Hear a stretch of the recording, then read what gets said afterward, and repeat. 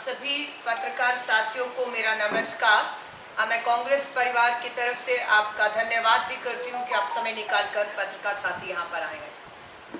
कांग्रेस का मानना है कि मीडिया और पत्रकारिता लोकतंत्र का चौथा सबसे मजबूत स्तंभ है और भारतीय राष्ट्रीय कांग्रेस इस स्तंभ को और मजबूती देने पर ही विश्वास रखती है, जिसके तहत कांग्रेस का मेरे जैसा छोटा नेता हो या हमारे बड़े से नेता मल्लिकार्जुन खड़गे साहब, हमारे राष्ट्रीय अध्यक्ष श्री राहुल गांधी जी, हर बड़ा नेता मीडिया के चौथे स्तंभ को ताकत देने के लिए उनके सवालों को हमेशा लेता आया है और हम आज भी ले रहे हैं। काश ये हिम्मत देश के प्रधानमंत्री जी ने पिछले 9-10 सालों में दिखाई होती, क्योंकि लोकतंत्र में बहुत से सवाल हैं जो लोकतंत्र का ये चौथा स्तंभ मीडिया उनसे पूछना चाहता है, उन्हें बताना चाहता है कि देश में हालात क्या है। भारतीय राष्ट्रीय महिला कांग्रेस की राष्ट्रीय अध्यक्ष हूँ, कांग्रेस वर्किंग कमेटी के सदस्य हूँ।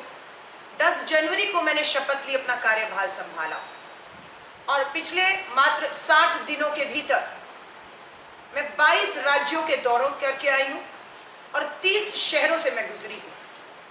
22 राज्यों और 30 शहरों में नारी न्याय सम्मेलनों का आयोजन किया। बहनें आई और जुड़ी,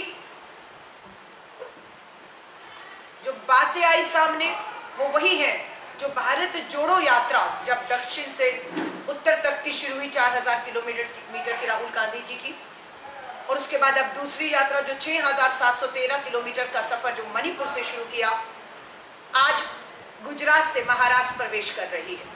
6713 किलोमीटर की ये भारत जोड़ो न्याय यात्रा में इन पूरे रास्ते में देश का किसान, सरहद पे खड़ा जवान, सरकारी कर्मचारी, पीड़ित महिला बहनें, महंगाई, बेरोजगारी, महिलाओं के साथ बढ़ती अत्याचार और हिंसा को लेकर ये यात्रा में मुद्दे रहे। सबसे बड़ा मुद्दा जो आज देश के सामने है वो बढ़ती महंगाई, बढ़ती बेरोजगारी का मुद्दा आज खड़ा हुआ है। 8 मार्च को अंतर्राष्ट्रीय महिला दिवस था। प्रधानमंत्री जी ने घोषणा की कि 100 रुपया सिलेंडर कम करते हैं, पर राजस्थान, मध्य प्रदेश, छत्तीसगढ़ के चुनाव में मोदी की गारंटी थी कि सिलेंडर 450 रुपये में होगा, क्योंकि राजस्थान में कांग्रेस की गहलोत सरकार 500 रुपये का दे रही थी, लेकिन बोला 50 रुपये कम 450 में देंगे। वो 900 का सिलेंडर आज 800 पर है। पर बहनें, आज मैंने यहाँ पर भी नारी न्याय सम्मेलन को संबोधित किया। महंगाई और बेरोजगारी सबसे बड़े मुद्दे हैं। इस पूरे जो है आप कहेंगे आने वाले चुनाव में 5 गारंटी युवाओं को लेकर राहुल गांधी जी घोषित कर चुके हैं। अब कल 13 मार्च को धुले में श्री राहुल गांधी जी महिलाओं को लेकर 5 बड़ी गारंटी क्या घोषणाएं करने जा रहे हैं, जो 2024 के चुनाव के हमारे घोषणा पत्र का भी हिस्सा रहेंगी। और किस तरीके से ये 5 गारंटी जिसके ऐलान हमारे पूर्व कांग्रेस अध्यक्ष सांसद राहुल गांधी जी करने वाले हैं, इसमें महिलाओं के आर्थिक सशक्तिकरण पर सबसे ज्यादा जोर दिया गया है कि महिलाओं के हाथ में काम और कमाई ये कैसे दे सकते हैं। इसका पूरा खाका तैयार किया जा चुका है, जिसकी घोषणा कल श्री राहुल गांधी जी करेंगे कि हम किस तरीके से गरीबी, महंगाई और बेरोजगारी के चलते महिलाएं जो घरेलू हिंसा का शिकार हो रही हैं, उन्हें राहत के लिए आर्थिक सशक्तिकरण की तरफ हमारा ये जो है पूरा कार्यक्रम आगे रहेगा। राजनीतिक सशक्तिकरण की बात करें, महिला आरक्षण कानून पास तो हो गया पर जुमला बनकर रह गया, लागू नहीं हुआ। अगर लागू होता तो इन्हीं 2024 के चुनावों में देश भर से 180 बहनें चुनाव लड़ती, जीतती और संसद में पहुंचकर देश का और आधी आबादी के साथ जो अन्याय हो रहा है उस पर आवाज उठाती, पर यह आवाज उठने से पहले कुचल दी गई, कानून लागू नहीं किया गया। भारतीय राष्ट्रीय कांग्रेस का साफ कहना है 24 में कांग्रेस और इंडिया अलायंस की सरकार बनते ही 33% महिला आरक्षण कानून लागू कर दिया जाएगा। अब आप पूछेंगे कानून लागू कहाँ होगा? 24 का चुनाव हो चुका होगा। महाराष्ट्र, हरियाणा, आंध्र प्रदेश, उड़ीसा और दिल्ली ऐसे राज्य हैं जहां पर 24 के अंत के और 25 की शुरुआत में विधानसभाओं के चुनाव होंगे। ये राज्य वो चुनाव होंगे जहां पर महिला आरक्षण के तहत देश में पहला विधानसभा चुनाव हो रहा होगा और बहनें यहां से निर्वाचित होकर इन विधानसभाओं में पहुंचेंगी। ये कांग्रेस का संकल्प है, क्योंकि राजीव गांधी जी ने पंचायतों में कहे, नगर निगमों में कहे, आज मेयर, पंच, सरपंच, महिलाएं 14 लाख बहनें, ये कांग्रेस की ही सोच है।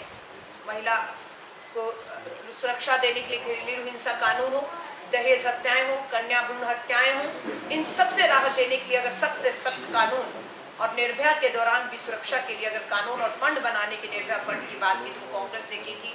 और दुर्भाग्य है कि पिछले 10 सालों में निर्भया फंड का 30% भी केंद्र सरकार ने इस्तेमाल नहीं किया। और इन सवालों के जवाब देने के लिए देश की महिला बाल विकास मंत्री को मीडिया के सामने आना चाहिए। जो सवाल हम पूछ रहे हैं कि क्या कारण है निर्भया फंड का 10 साल में 30% फंड भी पीड़ित बेटियों को, परिवारों को न्याय देने पर खर्च नहीं हुआ, उसके पीछे का कारण क्या है? किसान के ऊपर, क्योंकि राहुल गांधी जी की भारत जोड़ो न्याय यात्रा 5 न्याय पर आधारित है: युवा न्याय, नारी न्याय, भागीदारी न्याय, किसान न्याय और श्रमिक न्याय। किसान न्याय की बात करें तो 10 साल में केंद्र की सरकार की मंशा साफ हो गई कि 10 साल में किसानों को एमएसपी, न्यूनतम समर्थन मूल्य जो कानून देने की वादा था, उससे वो मुकर गए। 10 साल पूरे हो गए। वायदा था 2022 में किसानों की आय दुगनी होगी, आय दुगनी नहीं हुई। कर्ज माफी का वायदा था, कर्ज माफ नहीं हुआ, किसान कर्ज में डूबा है। वायदा था कि किसान का कर्ज माफ होगा, किसान आत्महत्याएं रुकेंगी, पर आज आंकड़े बताते हैं कि किसान की आत्महत्याएं कम नहीं हुई, बढ़ी है। इस अन्याय अत्याचार के खिलाफ आज फिर एक बार किसान का, देश का अन्नदाता दिल्ली की दहलीज पर बैठा हुआ है। तानाशाह सरकार आविष्कार कर रही है आधुनिक भारत में ड्रोन से किसानों के ऊपर किस तरीके से कामयाबी से सफलतापूर्ण आंसू गैस के गोले छोड़े जा सकते हैं। यह आविष्कार हुआ है, प्रयोग हुआ है। हरियाणा कोर्ट ने फटकार लगाते हुए हरियाणा और केंद्र की सरकार को ये कहा, मैं उसे कोट कर रही हूं, कोर्ट ने जो कहा कि ये अन्नदाता है, कोई आतंकी नहीं है जो इन पे गोलियां बरसा रहे हैं। 700 किसान पहले शहीद हुए पहले आंदोलन में, और अब 2 से अधिक किसान शहीद हो चुके हैं पुलिस की गोली और हिंसा के कारण। वहां पर भारतीय राष्ट्रीय कांग्रेस राहुल गांधी जी ने साफ कर दिया है, इंडिया अलायंस और कांग्रेस की सरकार बनते ही पहले 100 दिन में न्यूनतम समर्थन मूल्य किसानों को की जो मांग है उसे पूरा कर दिया जाएगा। एमएसपी पे कानून जो 10 साल से भाजपा की सरकार धोखा करती रही, नहीं दिया, वो हम आते ही देंगे। ये महिला आरक्षण की बात है, किसानों के ऊपर एमएसपी के कानून की बात है। तीसरा, युवा न्याय, अग्निपथ भर्ती योजना जिसका भारतीय राष्ट्रीय कांग्रेस पुरजोर विरोध करती है। सेना की पक्की भर्ती खत्म कर दी गई है। शहीद से शहीद का दर्जा छीन लिया गया। शहीद से उसका हक कफन में तिरंगा छीन लिया गया। शहीद के परिवार को मिलने वाली पेंशन सुविधाएं छीन ली गई, जिसका भारतीय राष्ट्रीय कांग्रेस पुरजोर तरीके से विरोध करती है। 2 लाख के अधिक युवा जो कठिन शारीरिक और मानसिक परीक्षाओं से पास करके पक्की भर्ती का इंतजार कर रहे थे, लेकिन तुगलकी फरमान आता है कि पक्की भर्ती सेना की खत्म कर दी गई है। ठेके की 4 साल की भर्ती शुरू कर दी गई है, और इस ठेके की नौकरी को जिसे करना है वो करेगा। भारतीय राष्ट्रीय कांग्रेस ये विश्वास दिलाती है उन 2 लाख युवाओं को जिनकी पक्की भर्ती का इंतजार था, उनके सपने चूर किए, वो भी आज दिल्ली राजधानी में आंदोलित है। किसान हो, जवान हो, न्याय मांगती बहनें बेटियां हो, प्रधानमंत्री जी के पास समय नहीं है। सो हमारा ये कहना है कि अग्निपथ भर्ती योजना को हम आते ही रद्द करेंगे और सेना की पक्की भर्ती वापस चालू करेंगे। और जो रिक्तियां हैं, जो 2 लाख युवा पक्की भर्ती की हर परीक्षा पास कर चुके थे, उन्हें पक्की भर्तियों के साथ साथ 30 लाख सरकारी नौकरियों में, पक्की जो सरकारी नौकरियों के पद खाली है, हम उन नौकरियों को, पदों को भरने की बात करते हैं। यहाँ पर श्रमिक न्याय की बात है कि मनरेगा जैसे कानून, योजनाएं लाई गई जिसका लाभ ग्रामीण भारत में मजदूरों को मिला, लेकिन आज भी देख रहे हैं मनरेगा के तहत समय और उनका जो देय है उसे कम कर दिया गया है, जिसकी वजह से हमारा श्रमिक मजदूर के साथ भी लगातार अन्याय हो रहा है। ऐसे कानून, कृषि कानून के तहत ही समय ही लाए गए जो हमारे मजदूरों को मंजूर नहीं है। भागीदारी न्याय पे मैं अगर आती हूँ, भागीदारी न्याय साफ है, जो भाजपा को 10 साल में करना चाहिए था, जातीय जनगणना, उसको उन्होंने नहीं करवाया, जिसके लेकर भारतीय राष्ट्रीय कांग्रेस वचनबद्ध है। सत्ता में आते ही देश की जातीय जनगणना कराई जाएगी। जिस भी जाति का जितनी आबादी है, सरकारी संसाधनों में, सरकारी नौकरियों में, जिसकी जितनी आबादी, उसे उसका उतना हक देने की वकालत भारतीय राष्ट्रीय कांग्रेस करती है। हम इस भागीदारी योजना के तहत राहुल गांधी जी जब संसद में सवाल पूछा कि 90 सचिव देश की सरकार प्रशासन को चलाते हैं, बजट और फैसले हर बड़े छोटे लेते हैं, उसमें ओबीसी कितने हैं? पता लगता है कि 90 सचिवों में जो भारत सरकार में है, मात्र तीन हैं जो ओबीसी से हैं, बाकी दूसरी जगह। तो ये जो बैलेंस की बात है कि जिसकी जितनी आबादी दलित, आदिवासी, ओबीसी है, कोई भी है, उनको बराबरी का हक, सम्मान मिलना चाहिए। ये सम्मान नहीं देना है, ये सम्मान देश के संविधान ने दिया।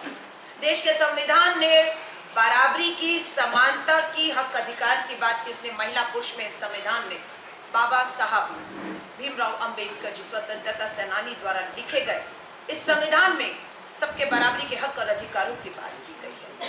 अमीर गरीबों, महिला पुरुषों, जाति और धर्मों में भेदभाव नहीं है। आज देश का संविधान खतरे में आ चुका है। आज संघ आरएसएस इस संविधान पर आक्रमण कर रही है। भारतीय राष्ट्रीय कांग्रेस इस संविधान के साथ किसी तरह की भी छेड़छाड़ करने का या बदलाव करने का कड़ा विरोध करेगी। भाजपा के एक नेता ने बयान दिया है कि मोदी जी को भाजपा आरएसएस को 400 सीटें क्यों चाहिए, क्योंकि 400 सीटें मिलेंगी तो देश का संविधान बदल पाएंगे और वो आरएसएस संघ के मुताबिक नया एक संविधान लिख पाएंगे और थोप पाएंगे, जिसे इस लोकतंत्र में हम होने नहीं देंगे। हम देख रहे हैं कि संविधान के भीतर मिले हक अधिकारों को चर्चा पर, कृषि कानूनों पर कोई चर्चा नहीं हुई, थोप दिए गए देश पर तानाशाह सरकार को घुटनों पर लाया देश का किसान, कृषि कानून वापस हुए। आज इसी तरह हम देख रहे हैं कि बहुत से कानून तानाशाही तरीकों से संख्या बल पर लाकर देश पे थोपे जा रहे हैं, कहीं कोई लोकतंत्र नहीं है। इसके उदाहरण है संविधान के साथ छेड़छाड़ करने का। 1 नेशन 1 इलेक्शन शगुफा छोड़ा गया है, पूर्व राष्ट्रपति को चेयरमैन बना दिया गया है। हाँ, चुनौती आ चुकी है कि देश चुनाव की दहलीज पर खड़ा है। 90 करोड़ मतदाता है, पूरा देश लोकसभा के चुनाव पे जा रहा है। 1 इलेक्शन कमीशन और 1 सदस्य रह गया है। एक सदस्य ने अभी, उनका कार्यकाल 2027 तक था। देश जानना चाहता है क्या दबाव था, क्या ब्लैकमेलिंग थी, कि ठीक चुनाव का इंतजार था कि प्रेस कॉन्फ्रेंस करके चुनाव आयोग तारीखों की घोषणा करेगा। उससे पहले एक पद पहले ही खाली था सदस्य का, दूसरे सदस्य ने भी अपने कार्यकाल को पूरा होने से पहले अपना इस्तीफा दे दिया और खामोश है। लोकतंत्र में ये गंभीर सवाल खड़े हुए हैं कि ये क्या खेल चल रहा है। चुनाव आयुक्त और मुख्य चुनाव आयोग की नियुक्ति का पैनल बनाया था 5 जजेस की बेंच ने, कि अब मुख्य चुनाव आयुक्त और सदस्यों की नियुक्ति मात्र तानाशाही तरीकों से बंद कमरे में, सत्ता सरकार नहीं करेगी, इसमें नेता विपक्ष होगा, प्रधानमंत्री होंगे और मुख्य न्यायाधीश होंगे। तानाशाह सरकार ने संख्या बल पर पलट दिया उस फैसले को और मुख्य न्यायाधीश को नियुक्ति से बाहर करके अपने एक मंत्री को उसमें रख दिया, ताकि अब जो सत्ता चाहेगी वो खेल होगा।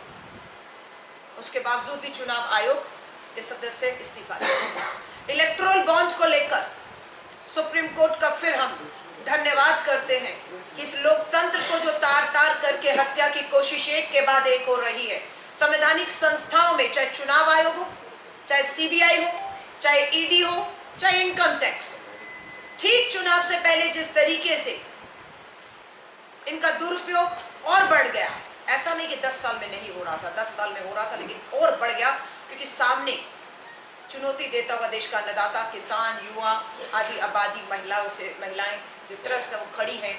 इसलिए अपनी हार को देखकर संविधान को तार तार करते हुए ये हर हथकंडा अपना रहे हैं।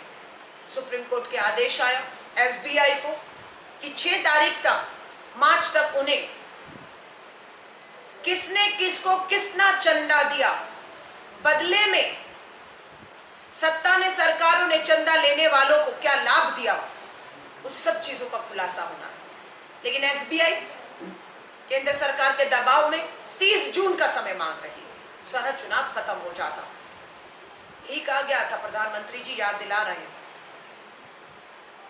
नोटबंदी की काला धन आएगा, देश के चुनावों में टेरर फंडिंग, ड्रग्स फंडिंग, काला धन लगता है, इन सबको लेकर आपने नोटबंदी थी। लेकिन आज स्विस बैंक में पहले से अधिक पैसा जमा हो गया है। स्विस बैंक की जानकारी जिनको देनी थी वो तो दे नहीं पाए, ऊपर से एसबीआई को ही जानकारी देने से रोकने पर आ गए। देखिए कितना फर्क आया है। जो स्विस बैंक में पड़े खातों में काले धन की जानकारी देने के नाम पर वोट लेकर आए थे, वो एसबीआई में ही किस पूंजीपति ने, किस राजनीतिक दल को, किस मकसद से कितना चंदा दिया और बदले में क्या लाभ लिया, ये देश के लोकतंत्र में जानने का राइट टू इंफॉर्मेशन, सूचना का अधिकार कानून के तहत है, जिसे इन्होंने छीना।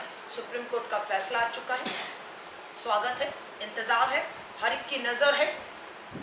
चुनाव आयोग को आदेश हुआ है एसबीआई से सारी जानकारी लेकर 24 घंटे के अंदर भाजपा पूरी तरह बेनकाब होने जा रही है। इसीलिए यह हथकंडे 10 साल तक एक कानून आएगा आएगा आएगा, वो कानून सीए कानून आएगा। इसको लेकर पूरे देश में इन्होंने हर तरीके का ध्रुवीकरण करने की कोशिश की। राजधानी दिल्ली से आती दंगों की आग में जली उस आंदोलन में दिल्ली, पूरे देश का माहौल खराब किया इन्होंने, पर 10 साल तक सिर्फ एक जुमला बनाकर रखा। आज चुनावों की तारीख घोषित होनी है, तो इन सभी मुद्दों से ध्यान भटकाने के लिए इलेक्टोरल बॉन्ड, चुनाव आयोग में क्या चल रहा है, सीबीआई, इनकम टैक्स, ईडी और आपकी किसान आंदोलन, हमारे सरहद पे खड़ा जवान पक्की भर्ती वापस मांग रहा है सेना की, महिलाओं के साथ हो रहे बलात्कार अत्याचारों पे कोई जवाब नहीं है। तो इस तरह का चुनाव से पहले एक कानून, एक नोटिफिकेशन लाकर दोबारा देश का माहौल खराब करना चाहते हैं। भारतीय राष्ट्रीय कांग्रेस और राहुल गांधी जी की यात्राओं का सिर्फ एक मकसद था, पहले भारत जोड़ो यात्रा की, कन्याकुमारी से कश्मीर के लाल चौक तक तिरंगा सबको एक रखते हुए ले जाने में हम कामयाब हुए, भारत को जोड़ने में कामयाब, जोड़े रखने में कामयाब हुए, मैं ये कहूँगी। और भारत जोड़ो न्याय यात्रा भी आज सफल हुई है, अंतिम पड़ाव है। आज गुजरात से महाराष्ट्र प्रवेश कर गई है। कल 13 तारीख को श्री राहुल गांधी जी धुले में महिलाओं की 5 गारंटी की घोषणा करने जा रहे हैं। 22 राज्य 23 शहरों से होकर आई हूँ। हर बहन को, आदि आबादी को इन घोषणाओं का इंतजार है, क्योंकि भाजपा के जुमले वर्सेस कांग्रेस की गारंटी पर लोगों को ज्यादा विश्वास है, क्योंकि नहीं हुई आय दुगनी किसानों की, नहीं मिली 2 करोड़ नौकरियां हर साल, नहीं हुई बेटी बचाओ के नारे के तहत बेटियां सुरक्षित, नहीं हो पाया देश का जो है अर्थव्यवस्था, रुपया था कि मनमोहन जी के समय पर, सरकार के समय पर प्रति डॉलर 45 रुपए था, बयान होते थे जब देश का रुपया गिरता है सरकार की साख गिरती है, और आज उसी डॉलर की कीमत 83 रुपए पहुंच चुकी है। हमारे रुपए में तेल कंपनियां हमें तेल देने से मना कर रहे हैं, बोल रहे रुपए की कीमत गिर चुकी है, साख गिर चुकी है, इसलिए हम आपको नहीं देंगे। अमेरिकन डॉलर की जगह प्रधानमंत्री जी रूस से चीनी युआन में, जिन्हें ला करके दिखानी थी 56 इंच का सीना, वो युआन में रूस से तेल खरीदने पर मजबूर हुआ है, रुपया स्वीकार नहीं किया जा रहा। तो ये बहुत सी बातें हैं, मैंने आपको हर मुद्दे पर बात किया है, और यही हमारे आने वाले 2024 के चुनावों के मुद्दे रहने वाले हैं। मैं आप सभी पत्रकार साथियों का धन्यवाद करती हूँ। आपके कोई भी सवालों जो लगता है कि मेरी प्रेस वार्ता में मैंने नहीं संबोधित किए, मैं लोकतंत्र में उनका सवालों का स्वागत करती हूँ। 33% महिला आरक्षण के बारे में आप बोले कि 5 राज्यों के इलेक्शन 24 में और 25 जनवरी तक है, तो आपका अगर सरकार एनडीए का आता है तो आप तुरंत लागू करेंगे? देखिए, तुरंत की बात है कि हमारी सरकार इंडिया अलायंस की बनेगी। महिला आरक्षण कानून के रास्ते में दो रोड़े अटकाए, मंशा नहीं थी, नियत नहीं थी, इसलिए अड़ाए कि हम परिसीमन कराएंगे और जातीय जनगणना कराएंगे। हमारा ये कहना है, हम आते ही महिला आरक्षण के रास्ते से ये दो रोड़े हटा देंगे। परिसीमन और जातीय जनगणना का मोहताज आरक्षण नहीं रहेगा। कानून बन गया, लागू हो जाएगा। लागू का मतलब है कि अब जहां पर भी देश में चुनाव होगा, जिन भी राज्यों में, क्योंकि पंचायत नगर निगमों में पहले आरक्षण है, तो जिस भी विधानसभा का चुनाव होगा, देश की सरकार उन राज्यों में महिला आरक्षण कानून के तहत चुनाव कराएगी। ये हमारा वादा है। लोकसभा के लिए जो अभी कांग्रेस लड़ने जा रही है, तो क्या उसमें भी 33% महिलाओं के लिए?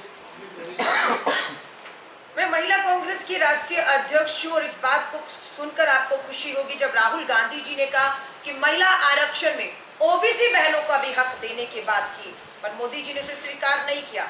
हम कह रहे हैं आरक्षण के भीतर ओबीसी बहनों को भी अधिकार दिया जाएगा। और आप 33% की अगर मुझसे बात कर रहे हैं, आप इस बात को जान के हैरान होंगे, मुझे भी हैरान हुई कि मेरे पास जो नामांकन आए पूरे देश में, जहां पर कांग्रेस चुनाव लड़ रही है, वहां पर ओबीसी बहनों ने बढ़ चढ़कर अपना नामांकन दाखिल किया है।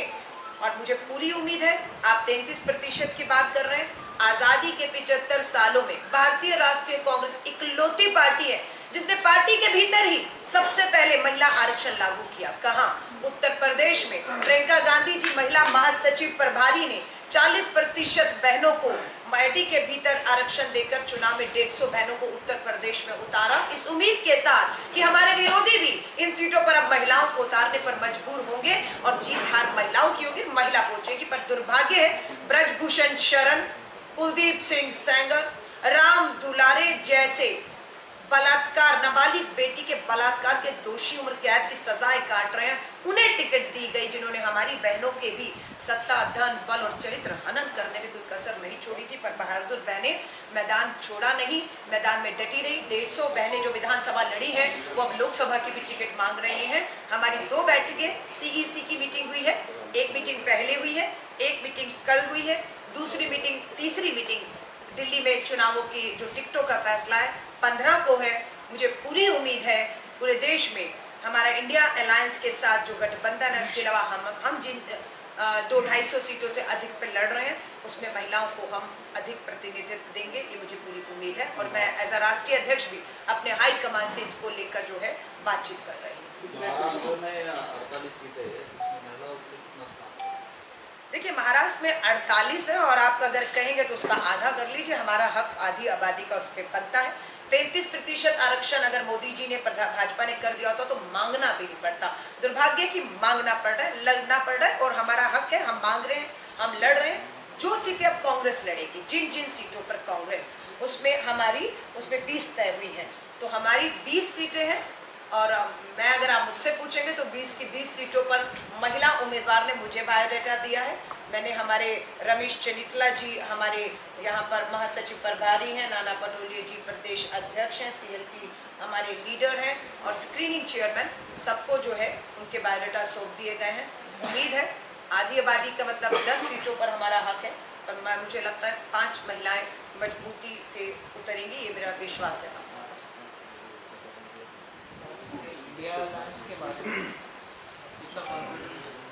मैं इंडिया अलायंस को लेकर 100% कॉन्फिडेंट हूँ। जो कमजोर कड़ियां थी उन्हें सत्ता, धन, बल, ईडी से डराकर तोड़ लिया गया। महाराष्ट्र, इंडिया अलायंस बनते ही हमला हुआ शिवसेना पर, इंडिया अलायंस बनते ही हमला हुआ एनसीपी पर, 2 फाड़ हुए। और वो सारे जो भ्रष्ट, करप्ट थे, जिन्हें ईडी, सीबीआई सत्ता का असम में लेकर गए, पूरी सरकार को असम में रखा गया। कितने दिन रखा गया, पैसे का खेल हुआ, तमाशे हुए, लोकतंत्र की सरेआम हत्या हुई। झारखंड ताजा उदाहरण है, गिराने गए थे हमारी सरकार को। 400 की सीटों का दावा करने वाले प्रधानमंत्री जी, भाजपा आरएसएस आज भी लोकतांत्रिक चुनी हुई सरकारों को टिकने नहीं दे रही है। अरे इतना कॉन्फिडेंस है तो चाहिए चुनाव में। चंडीगढ़ में क्या हुआ आपने देखा, मेयर के चुनाव में सुप्रीम कोर्ट ने कहा मेरी नजर है तुम पर, मैं देख रहा हूँ। फटकार लगी, लोकतंत्र की हत्या होने से सुप्रीम कोर्ट ने बचाया और आज इंडिया अलायंस का आम आदमी और कांग्रेस का मेयर वहां शपथ ले चुका है। हिमाचल में अभी फिर इन्होंने राज्यसभा के चुनावों में फिर धन और बल से किस तरीके से जो है वहां की सरकार को स्थिर करने की कोशिश की, वहां पर भी हम अपनी सरकार को स्थिर बचाने में कामयाब हुए। आज कहते हैं ऊंट पहाड़ के नीचे आ गया, अपने ही उसका स्वाद चख रहे हैं हरियाणा में। अभी खबरें आ रही हैं, ब्रेकिंग न्यूज चल रही है कि जेजेपी ने भाजपा से गठबंधन तोड़ लिया है। हरियाणा की सरकार खतरे में आ चुकी है। बचाइए अपनी सरकार को मोदी जी, क्योंकि आपकी सरकार वहां पर जेजेपी ने नहीं गिराई। वहां के किसान जो आंदोलित है, वहां जो जवान है, साक्षी मलिक बेटी जो ब्रजभूषण के खिलाफ न्याय मांग रही है, संदीप सिंह आपका मंत्री हरियाणा सरकार में बैठा हुआ, यौन उत्पीड़न गंभीर आरोप है, ये वो सब मिलकर मजबूर किया आपकी सरकार। देश का किसान अन्नदाता आज हरियाणा में गिरते हुए देख रहे हैं। जल्द आप 2024 में देश में इस तानाशाह अलोकतांत्रिक सरकार जो संवैधानिक संस्थाओं का दुरुपयोग करके पूंजीपति मित्रों के धन और बल के ऊपर, जिसका खुलासा इलेक्ट्रल बॉन्ड में होने वाला है, उसके तहत जा रहे हैं। अब औंधे मुंह आपके गिरने का समय आ चुका है। 90 करोड़ की आबादी तैयार बैठी है। राहुल गांधी पे आरोप लगाया जा रहा है। अब ये वक्त है कि रणनीति करनी चाहिए, तो भारत यात्रा करते थे। राहुल जी की रणनीति होनी चाहिए। रणनीति तो यही होनी चाहिए ना कि आप सड़कों पर जाएं, पैदल जाएं, लोगों के बीच में जाएं, जवान, किसान, दलित, आदिवासी के पास जाएं।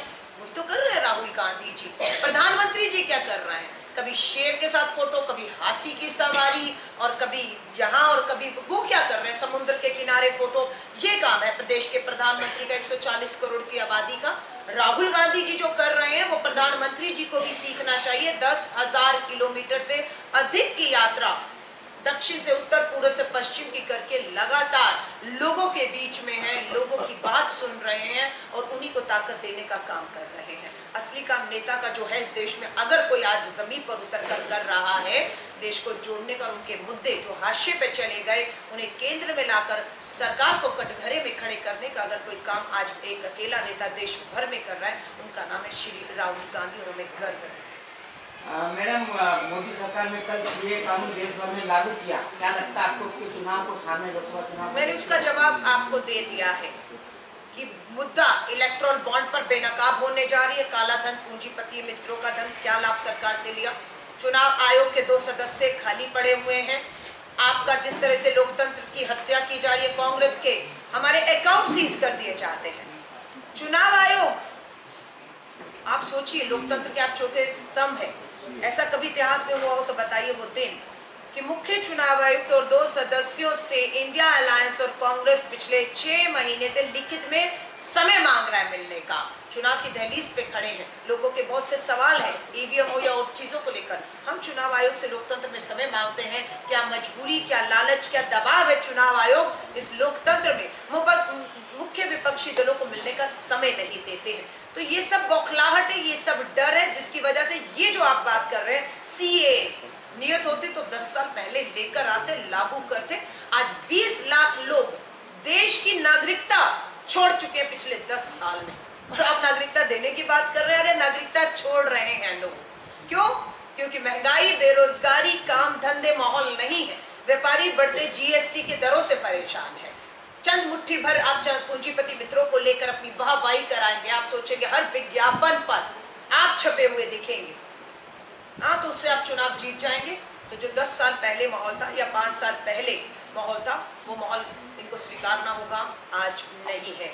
और ये मुद्दे लाकर देश का माहौल बिगाड़ने की सत्ता की कोशिश है, ताकि एक बार फिर से ध्रुवीकरण हो, असल मुद्दे चर्चा में न आए, हाशिए पे चले जाएं, फिर ध्रुवीकरण हो, फिर धर्मों में आपस में जो है वो लड़ाई हो, और ये अपना मकसद साधें। इसमें हम सतर्क हैं, हम ऐसा नहीं होने देंगे। और अपील भी करूंगी देश के सभी लोगों से, नागरिकों से, हर धर्म जाति के लोग से।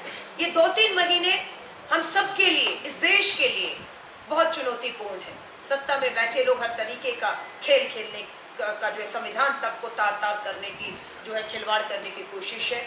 सो हम सबको सतर्क रहना है, उम्मीद करते हैं, कोशिश रहेगी कि पूरा चुनाव निष्पक्षता से, पारदर्शी तरीके से, शांतिपूर्ण संपन्न हो जाए और भाजपा आरएसएस अपने मंसूबों में कामयाब ना हो। ये जीत भारत की जीत होगी। मैडम कांग्रेस के बारे में बात करें, कांग्रेस आज ईवीएम जो है उसके बारे में क्या कहा है? बहुत सारे लोग देखिए, ईवीएम पर आप मुझसे सवाल कर रहे हैं, मतदाता भी सवाल कर रहे हैं और स्वाभाविक है आप भी सहमत होंगे।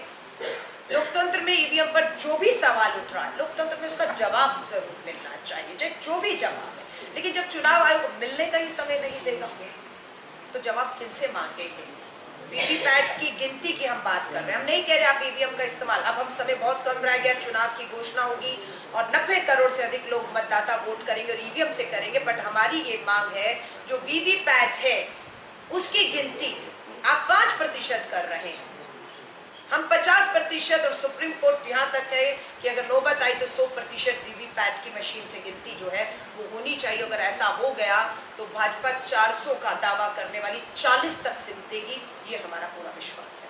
मैडम, देश की जनता राहुल गांधी पे भरोसा करे या कांग्रेस पे करे? क्योंकि कौन सा नेता कब उठकर बीजेपी में चला जाएगा ये भरोसा दिख नहीं रहा है। पिछले कुछ हादसे जो हुए, अशोक चौहान महाराष्ट्र के मुख्यमंत्री थे, अब चले गए। देखिए, आप माफी चाहोगे, जो चला गया उसके पीछे क्या कारण है? भ्रष्टाचार के बार्गेन हो गया, जेल जाना था, सजाएं होनी थी, है ना, चक्की पिसवानी थी किसी से, है ना। आज कहाँ है? सबने देखा, सुना, आपने छापा, आज क्या था, क्या हो गया? इस पे मुझे लगता है बात करके समय बर्बाद करना होगा। अब इनका भविष्य, जिनका नाम आपने लिया, मैं तो नाम भी लेकर समय बर्बाद नहीं करूंगी। जनता में जाए, जनता भविष्य उनका तय करेगी। और राहुल गांधी जी कांग्रेस को आप अलग देख कैसे रहे?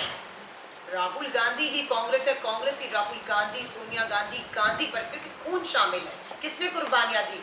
महात्मा गांधी का खून शामिल है, राजीव गांधी जी का खून और शहादत शामिल है, इंदिरा गांधी जी का खून और शहादत शामिल है। आज उसी कुर्बानियों का लिए प्रियंका जी, राहुल जी अपनी सुरक्षा क्या किया? सरकारी बंगला छीन लिया दोनों से, परवाह नहीं की। राहुल गांधी जी की सुरक्षा छीन ली गई, एसपी जी प्रियंका जी की परवाह नहीं की। सदस्यता छीन ली गई, राहुल जी की परवाह नहीं की। जेल भेजने की तैयारी थी, राहुल गांधी जी को परवाह नहीं की। और वो आदमी आज भी, ईडी ने 55 घंटे बुलाया दिल्ली में राहुल गांधी जी को, 1 साल हो गया। उसके बाद 55 घंटे के बाद क्या हुआ? कुछ नहीं बताया। हम पूरे भारत में घूम रहे, भारत जोड़ो यात्रा, भारत जोड़ो न्याय यात्रा, और जो जाता जाए, पर राहुल गांधी, सबसे बड़ी बात, कोई कहीं जाए, राहुल गांधी कहीं नहीं जाएगा। और इस संघ आरएसएस से सामने से टक्कर लेने वाला एक आदमी जिस पे हमें गर्व है और हर तरीके का त्याग दे रहा है, कुर्बानियां देने को भी वो परिवार तैयार है। इसका कांग्रेस हमेशा इस बात। धन्यवाद। मेरे को ना दूल्हे निकलना, मैं माफी चाहूंगी, मैं माफी चाहूंगी।